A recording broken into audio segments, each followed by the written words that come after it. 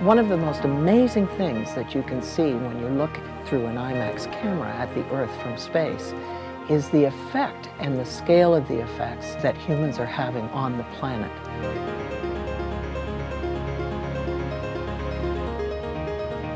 The common topic or thread of our original documentary movies is making the environment a safer and better place for our children and our children's children.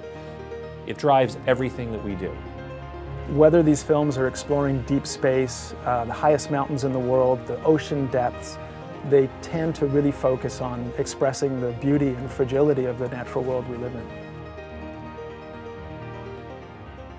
They inspire us to take action on the issues that threaten it. When you're in an IMAX theater and you get a visceral response and you feel like you're there and you're falling off the cliff or you're falling in the ocean, that gives you an adrenaline surge, and that adrenaline surge makes everything more real to you, and it makes it more possible for you to remember things and to think about those things.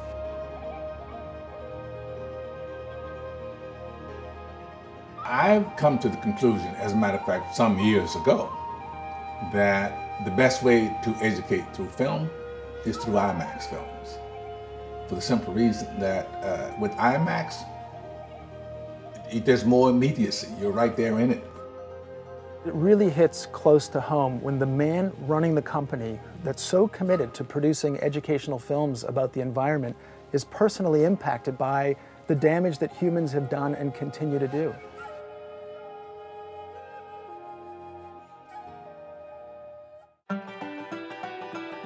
When I met Rich years ago, what really drew me to him was his passion for life. The maniac pace he works at 24/7, for him to have such an awareness of the world and what is happening environmentally, politically, is actually really astounding. Ever since I've known Rich, every day in Southampton was his own version of the Olympics. You know, he'd start up by running, he'd play tennis, and you know, play some basketball, and then go to the beach and swim. He's like this, constantly. I don't know where he gets his energy. One day we were crossing Park Avenue and light changed and he's screaming "Peg," and I turn around. He's in the middle of Park Avenue like he's frozen. And so I went running back, took his hand, and he was like shaking. To see a guy who regularly ran marathons, hardly able to run on the street, really was a shock. He would go to one doctor, another doctor, and MRIs. Mr. Gelfond went on getting worse and worse and not getting the right answers, and not getting answers that sounded like they were leading in the right direction. What do you do? He didn't know what to do. He finally got to someone who made the connection, asked him about his fish consumption, and all of a sudden, light bulb went on. Rich was eating a lot of sushi, particularly tuna, and I would be cooking swordfish on weekends, thinking I'm doing something healthy. When he found that he had very severe mercury poisoning, it all kind of made sense. Mercury is primarily a neurotoxin. It assaults the nervous system, it affects the brain, and it affects the periphery. People have died from mercury poisoning. The reason why I ate it, thinking he was, you know, being healthy, you know, cutting the meat out, staying slim. One of the questions we get is, are the benefits of eating fish outweighed by the mercury? Should I worry more about the mercury? And the answer really depends on how much fish a person eats. People who eat fish frequently, twice a week or more, really do have to worry about it, because those are the people we see in our clinic with the early signs of mercury poisoning. I told him at the time that it occurred to me that people talk about the environment, but the environment is kind of living in him because of all the fish he ate and how he got the condition. There are many power plants that are run by coal, and in that process, you release mercury to the environment. China is putting a power plant online every week, one plant, 52 a year. They don't have the regulations that we do. That's going to be a huge amount of mercury spewed into the environment. Mercury can be distributed globally. Coal-fired plants in China, for example, will blow over the United States or South America or Africa. And coal that's burned in the United States will release mercury that will be transported all over the world as well.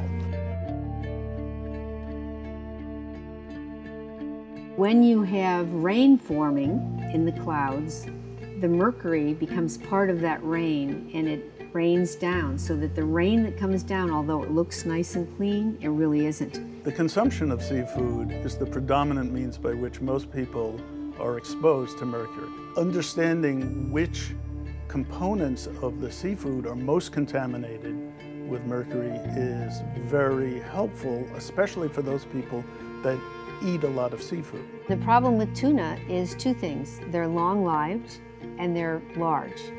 So as very large predators, they eat large fish, and those large fish are eating intermediate-sized fish that are eating smaller fish that are eating smaller fish. And this gives time for the mercury to build up at each trophic level to higher and higher levels until you get the highest concentrations of mercury. And then we eat it. Mr. Gelfond felt very strongly that no one should go through what he went through, unable to find a medical answer to what turned out to be a fairly straightforward poisoning. He got on track to cure himself. And then he said, this is really, really selfish. I was really, really blessed. I came from nothing and I have something I have to give back. He realized there wasn't as much information out there as he'd like. He actually made a difference. There are a number of areas that the Gelfond Fund is enabling us to pursue work that we haven't been able to do before.